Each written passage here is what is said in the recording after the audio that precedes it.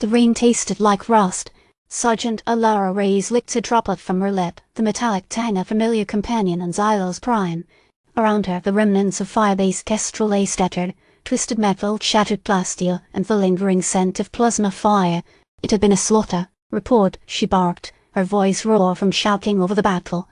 Corporal Jackson, his face streaked with grime and sweat, stumbled forward. Sir, we lost 42. Casualties are significant. The Caithar swarm bypassed the perimeter defenses. Our bio-drones were adapted, resistant to standard energy weapons. Reyes nodded grimly. The Caithar are a silicon-based species, relentlessly expanding their territory, leaving scorched worlds in their wake. Humanity's frontier was the hunting ground, and Firebase Kestrel had been a particularly tempting morsel. Comms? Still down, Sergeant. The swarm targeted our relay stations before they hit the perimeter. Isolated, cut off, outnumbered. It was a scenario TCDF soldiers trained for, but facing it was another matter entirely. Reyes surveyed the wreckage, her mind already formulating the plan. Retreat wasn't an option. The nearest support unit, the Valkyrie Squadron, was 2 sectors away. By then, the Caithar would have consolidated their position and prepared for a larger assault. We need to buy time, she said, her gaze locking onto Lieutenant Key Sharma, the Firebase's resident tech specialist. Sharma, can you reroute power to the emergency beacon? Even a scrambled signal might reach Valkyrie. Sharma, a wiry young man with perpetually anxious eyes, nodded eagerly.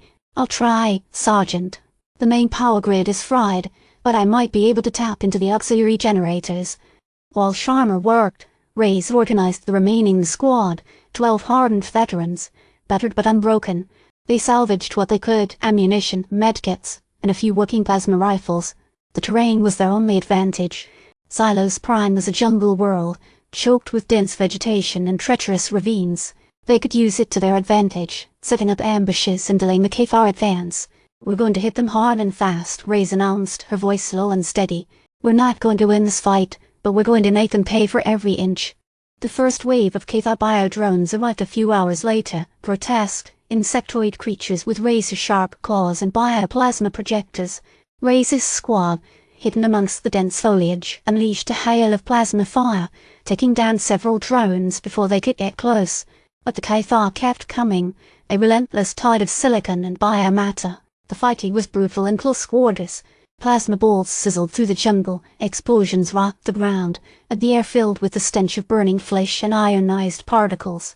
Reyes moved with a grim efficiency, her pulse rifle spitting death at the advancing drones.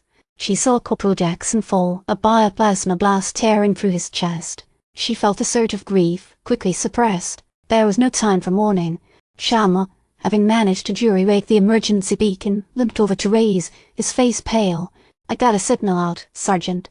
Valkyrie received it. They're diverting course. Each of 3 hours. 3 hours, a lifetime in a firefight against a swarm like this. Reyes knew their odds were slim, but the prospect of reinforcements, however delayed, ignited a flicker of hope. Keep the beacon running, she ordered, and prepare for another wave. They're adapting to our tactics. The Caithar were indeed learning. They deployed a new type of drone, larger and more heavily armored, capable of deflecting plasma fire.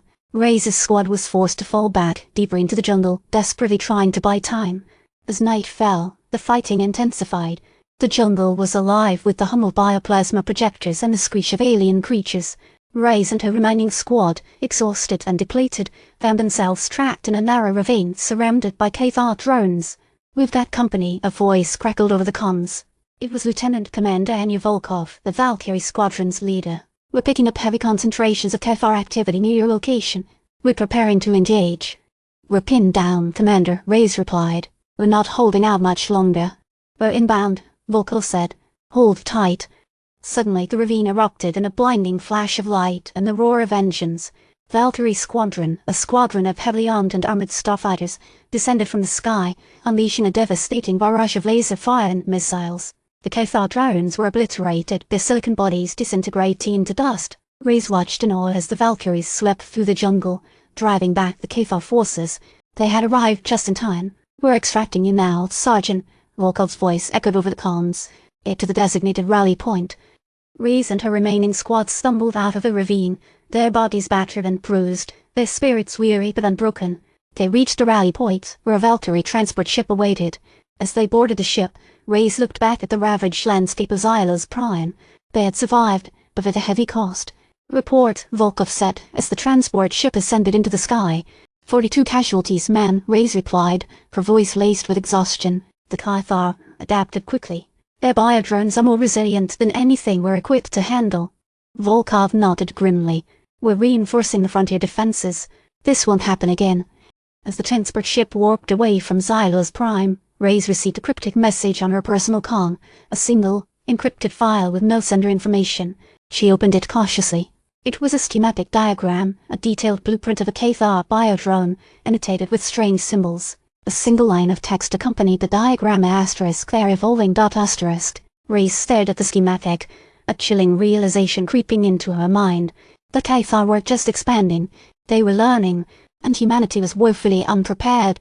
A few weeks later, on the bustling spaceport of New Shanghai, a shadowy figure discreetly downloaded the schematic diagram from a secure data terminal.